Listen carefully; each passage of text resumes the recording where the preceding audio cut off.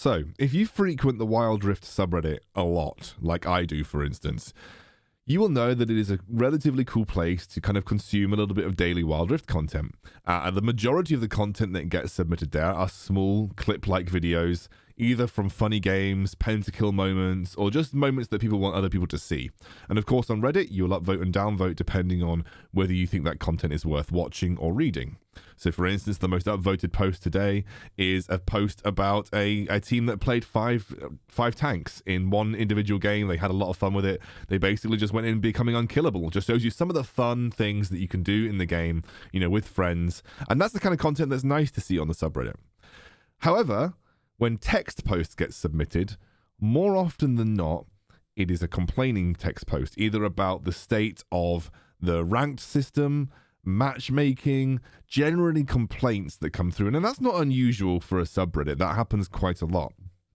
But the majority of the complaints that we see in the Wild Rift subreddit are about toxicity. And often they are complaints that, I think they confuse the game with the player base. So for instance, this post here is a long post. I recommend that you go and read it. You might resonate with it. The game feels like it lost what it had a couple of months ago, and now it's worrying me. You read through the post, and you realize it's not really about the game, actually. It's not really about the game at all. It's about the players. The majority of the posts that I see on the subreddit, especially the ones that are kind of more upvoted text posts, talk about how the player base is either too toxic, or the player base is holding them back from climbing, or the people that they get on their teams are significantly worse, or the people are incredibly toxic in chat. But most frustrations with the game generally tend to stem from the player base. Of course, the number one complaint that I generally tend to see is chat toxicity, and this is not something that I have been immune to. I absolutely experience this pretty much on a daily basis. At least one of my games, or even two of my games per day, will have something extremely toxic in it, like this. To be fair, in Wild Rift, it's always the Veins. Oh gosh, she just said that. This is something that isn't unique to Wild Rift. This is pretty much something that you come to expect in any online game with the chat function. To say that this is a Wild Rift problem would be disingenuous. This is an online gaming problem. But it is something that has become relatively synonymous with the League of Legends community in general. League is, especially the PC version of League, is notoriously known as one of the most toxic games, I guess, to play, especially in a competitive environment on the planet. It's no secret that on online community forums, League of Legends has garnered one of the worst reputations in the world for incredibly toxic behavior from its players. Now, of course, League of Legends PC does have a very stringent and relatively effective banning system by which they monitor chat, and they look for regular keywords, or they look for reports from other players. And I have to say, on the whole, the League of Legends PC variant is relatively good at essentially disciplinary action. Now, the question is whether that's transferred to Wild Rift yet, and it's impossible to know. I did recently see this, which I think was important to show you guys. This was linked to by one of my friends called Keys in a Discord channel, where they have actually started telling you when they have essentially applied punishment based on one of your reports, which I think is a really good way of providing positive reinforcement to people using the report system in the correct way. And I think obviously toxicity in Wild Rift will be a thing, but the question is, how does one solve it? Do you just turn off chat? Is essentially eliminating the text chat altogether a viable way of removing toxicity in the game? I'd love to know what your opinion is on this particular problem, because again, this is not something that is unique to Wild Rift. I would like to know if you felt like this was something that happened in other mobile MOBAs. I know that in Vainglory it was something that happened, although I would say less frequently than Wild Rift. Is this something that you experienced in Mobile Legends and AoV? And do you think that the ping system and the pings alone are a good enough way to communicate with your team in order to win the game? Or do you think that the chat system is relevant and necessary? I will say that I have almost never used the chat system to coordinate tactics, and I would say about 5% of the time I see people using the chat system to coordinate tactics. So I'm not entirely convinced that the chat system is entirely necessary for the user experience of the game. However, I know that it is something that is very unique to the individual person, and I would love to know what your opinions are on the chat system. But chat toxicity is something that is a problem, but it's not just a problem in Wild Rift, it is a problem with internet gaming culture in general. And solving it is something that no one has got right yet. But I guess the question is, do you think that Wild Rift needs a chat system, especially a text chat system? Or do you just think this is another way of just trying to police it a bit better, or at least having automatic detection in there somewhere to make it that much more bearable? I personally lean on the fence. I think that actually the ping system is relatively good. Having a list of preset phrases is probably all you need to communicate properly, as long as the preset phrases are good enough. I actually don't think that you need the chat system whatsoever in Wild Rift, personally. I know it removes a little bit of the all-chat interaction that you can sometimes have with your enemies, and that can sometimes be fun, especially at high elos when you recognize other people. But I personally would not be the most upset in the world if Wild Rift were to remove the chat system.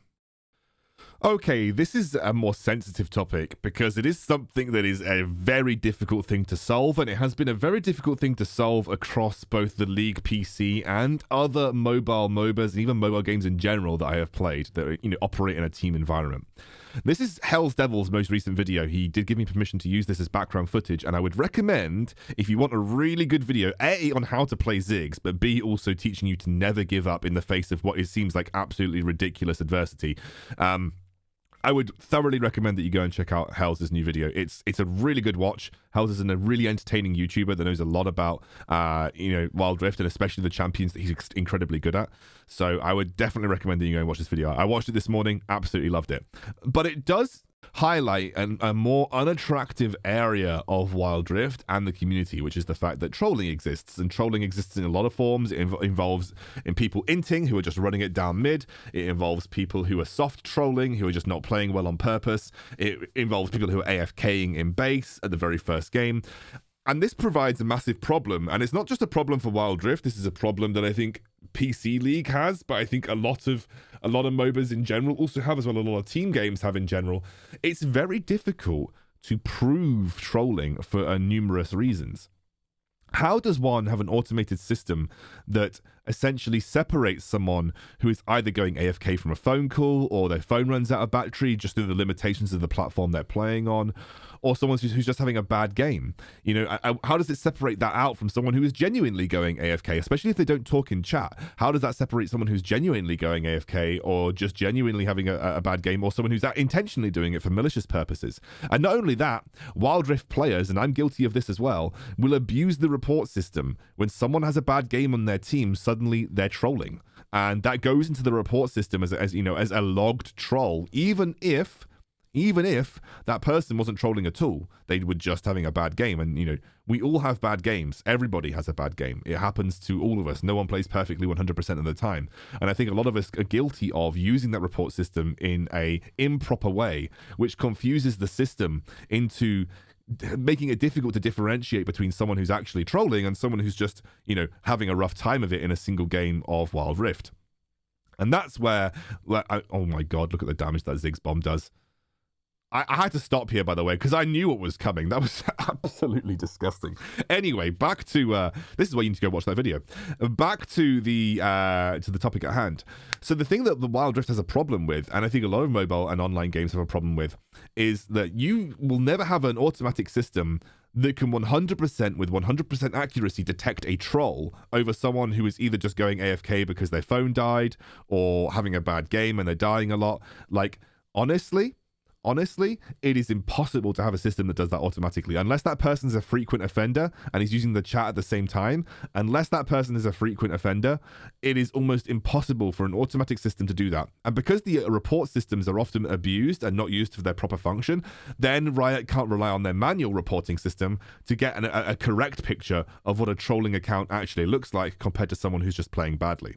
So it is worth noting, and I think if you're going to take this behavior, or take any kind of change in behavior with you from this post, if you're genuinely concerned about trolling, 100% use the report system for genuine trolls. If someone just has a bad game, it's not report worthy, and you can definitely differentiate between someone having a bad game and someone just straight up running it down mid. So just be aware, please just be aware that to really help Wild Rift improve, You just need to kind of make sure that you're using the report system effectively and using it for the correct purpose. Because if you don't, we're going to have trolls and Riot will never be able to detect them automatically. And then, you know, as reports are abused for people who aren't trolling or who are just having a bad game, even if you then make a genuine troll report, they may not 100% believe you or not be able to have that as direct evidence for banning the account. So using the report system effectively and for the right purposes is the effective way of dealing with trolling. But of course, it is something that will continue to plague Wild Rift because it has plagued PC League of Legends and still does after 10 years. It is not something that can be fixed. And I think that is, again, a problem with the player base rather than the problem with the game. It is impossible for the game to weed out these players automatically. And, you know, it's impossible if you're not using the report function correctly to essentially do this on an automatic basis. And even on a manual report, it's going to make it difficult for the system to differentiate between a troller and just someone who's having a bad game.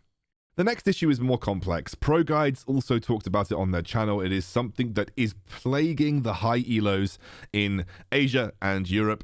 It's not something that I've actually ever personally experienced, but I'm also not Challenger right now. I know it is much more prevalent in Challenger and Grandmaster, and I've had people send me screenshots like this. A friend, I'm not going to identify who sent me this, but it is someone that had this kind of provided to them. I've blocked out the identifying information, so you know won't be able to tell exactly who it is. But essentially, people are organizing win trading or inting sessions versus particular people in high elo, and it is something that has been noticed on the Reddit. You know, I talked about the Reddit at the very beginning. It is something that I've noticed on the Reddit from the very beginning, where people also talked about people win trading to get specific statistics on champions. So this is Timo with a 100% win rate with 5,064 champion score. So it's not like it's a low champion score. This is someone that's got a very high champion score. So we know that they are playing this champion at a high elo and with a 100% win rate. Yeah, you know, these things don't happen without a little bit of help. So win trading is prevalent, definitely so. So this is a tweet that Leon made on the March the 8th. Daily dose of win trading. I could tell from draft alone, so I started recording. So we're going to show you this now. Win traders alert. And you will see it in just a moment. We'll skip forward a little bit. You just got to watch the Lux, the Blitzcrank, and it looks like the Ashe as well. Run it straight down mid. So Lux, Blitzcrank, and Ashe, they trio Q into another trio Q, and they run it straight down mid from level 1. And Leon says, yup, he knows it's coming.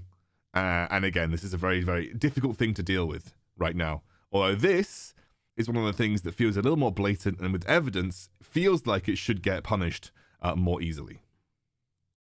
I think Riot could actually do something about on a more, I guess, visible level, because they are being provided evidence of this kind of stuff. I think the big issue is, how do you prove it is win trading rather than, you know, either someone playing badly or trolling? Because again, this comes back to the trolling aspect where automatic detection is impossible to deal with. But you know, that clip that Leon posted, that looked obvious. You know, it looked very obvious, but obviously that is a very extreme example of people win trading. This does not, it doesn't happen like that every single time. This is something that, you know, people can do it in soft inting. People can kind of just run it down and play badly on purpose. Like, it's difficult sometimes to 100% prove that this is a win trade happening rather than just someone playing badly. And again, it links it back to that trolling thing that we talked about just a moment ago.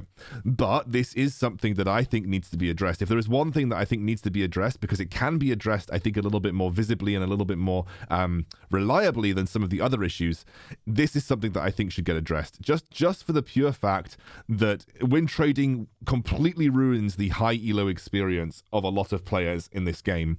And high elo players are often your content creators, they're often your streamers, your competitive players. They are often the lifeblood of keeping like veteran retention and new player integration alive. And I think that is something that I hope does get kind of looked at over the course of the next few weeks and months. And people who are win traded, there should be a zero tolerance for this. Win trading should not be something that happens at the high elos of any competitive game, let alone Wild Rift. This is the last thing that I want to talk about, because it is probably the most complained about thing that I've seen on both Reddit, YouTube comments, Twitter comments. People complain about matchmaking at a very, very frequent level. And this is something that might be hard to hear for a lot of you, but matchmaking I have almost never had an issue with it. I am not high enough elo to have a problem with matchmaking. The only people that I can say genuinely have a problem with matchmaking right now are people in high elo challenger, because there are not enough people at those levels of the game right now to consistently populate 100% fair and accurate MMR games between teams, even though obviously they try to balance it as much as possible between the two teams. Here are some facts about Wild Rift matchmaking. The first of which is something that I think a lot of you will know, but it is something that's worth repeating. Your matching is not based on the rank that you show. It's not based on whether the fact you're diamond or emerald or platinum or bronze or silver or gold. It is based on a number called your hidden MMR, your matchmaking rating. I actually made a video about this when I was playing Vainglory a long time ago, talking about how the hidden MMR system works. But essentially, there is a number that is associated with your ranked competitive experience. This number goes up and down based on your wins or losses, but it does not go up and down evenly with the ranks that you gain. The LP that you gain and lose in Diamond is supposed to be a general representation of the way that your MMR is faced against the other team. But, this hidden MMR rating is not completely linear. If you win lots in a row, your hidden MMR rating will climb massively. A good example of this is if you watched It's Stuart, who is a YouTuber and a streamer. He went he made a Smurf account. He went from completely unranked and has climbed his way up through Emerald. But he matches into high diamond and sometimes even master players because he won over 25 games in a row, making his MMR rating climb ridiculously quickly. If you lose lots in a row, you're also going to lose more MMR, which is why you might find that if you're in Emerald or Platinum, you may end up matching against someone who is in Platinum or even Gold, depending on what your hidden MMR rating looks like.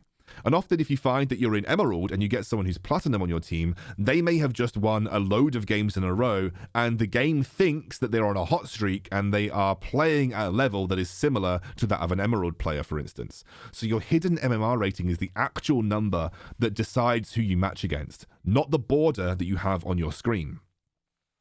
The next fact is that the game will only ever match you in games that have the equal number of pre-mades.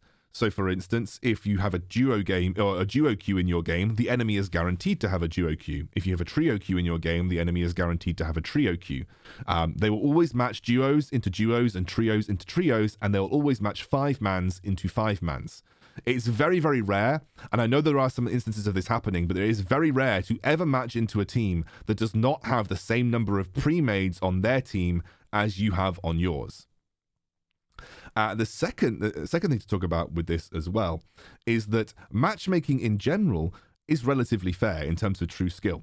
The only people that I think can genuinely complain about skill discrepancies in matchmaking are those people that have very, very, very high elo, i.e. the people who are in high challenger. And the main reason they do not get games that are completely fair, or at least, people who on their team that are at the same level as them, is because there aren't enough people at those ranks playing at the same time to consistently populate games at a good level. So that is something that is people don't always think about. But actually, if you are at a emerald or a platinum or a gold level, the game 99% of the time is going to give you what it considers a fair match based on hidden MMR ratings. The number one complaint that I see from people on the subreddit, especially people who are not exactly high ranks, is that my teams are consistently bad, and that's forcing me to lose. Well, no, actually, if you're playing 100 games, your teams, and you're still the same rank, that's not your teams, that's you. You need to get better at the game. And this is something that even I have to do.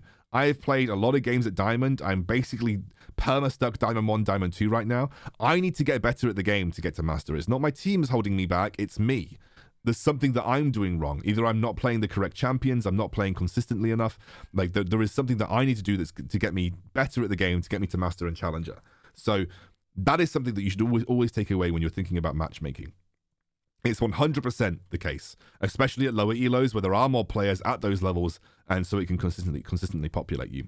There is something that is said that basically people say that the PC ranks mean more than Wild Rift ranks, and that is absolutely the case. Yes, I would say that in general, people are climbing higher in Wild Rift, but we also have an addition of an extra ranked tier. So Emerald is an extra ranked tier that the PC version doesn't have. We also have loss protection at levels below Diamond, which the PC version doesn't have.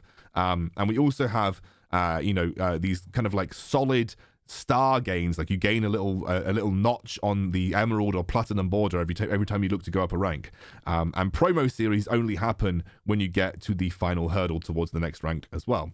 So there are lots of things that can artificially inflate the potential ranks of people, but you should not be comparing people on the PC version to Wild Rift. They are completely different games. You should not be comparing the two of them. Just because someone is bronze in the PC version doesn't stop them from getting a high rank in the Wild Rift version. They may just be better at playing on their phone than they are playing on PC. Macro knowledge is weak across the board, guys. Just because you get to Diamond or even Master or even Challenger does not mean your macro knowledge is going to get that much better.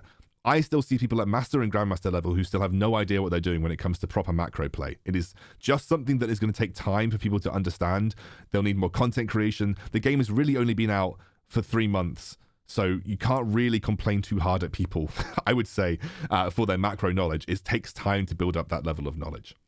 So in general, matchmaking in this game is pretty good. Remember, they have to matchmake you on lots of factors as well. It is not just based on skill level. It is also based on where you are in the world. So they try to match people that are close geographically. And then also they want to balance that out with matchmaking times. So obviously, if you try to get the perfect matches, it's going to increase the matchmaking time. You'll be sat at your phone for 10 minutes trying to find a single game of League of Legends, which is difficult. So they balance a lot of things when it comes to matchmaking. But in general, I've never really had a complaint about the matchmaking systems in Wild Rift. But it is the number one thing that I see complained about. But I don't think you really have grounds to complain unless you are a super high elo where the population of players is low enough that you're going to be matching into players that are significantly lower than you in skill. That is just my personal opinion. I know a lot of people will disagree with that, but it is how I feel about matchmaking. And I've never really come out of a game and thought, wow, I've matched with someone who's terrible. I've come out of a game and thought, that person played bad, but everybody has bad games. Everybody has bad games. There is also this concept of winners and losers queue. Now, actually, I would recommend that you go and search in a video. There has been a couple of videos that people have talked about when it comes to winners and losers queue. Someone did a study on it based on the EA FIFA matchmaking system, I believe it was, or at least it was a 1v1 sport game that they were talking about. It's a really interesting video. I do recommend that you go and check it out, but it's difficult to say whether that is something that's applied to any of Riot's games. Again, I couldn't comment on winners or losers queue because I just don't really have the data or even the knowledge of what those concepts are to really get a good indication about whether they are correct or not.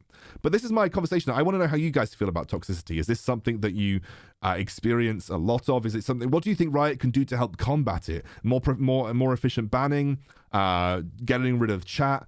I'd love to know what you guys think. So let me know in the comments down below. This has been an interesting video to talk about, a good discussion, and I hope you guys have a lovely, lovely Monday.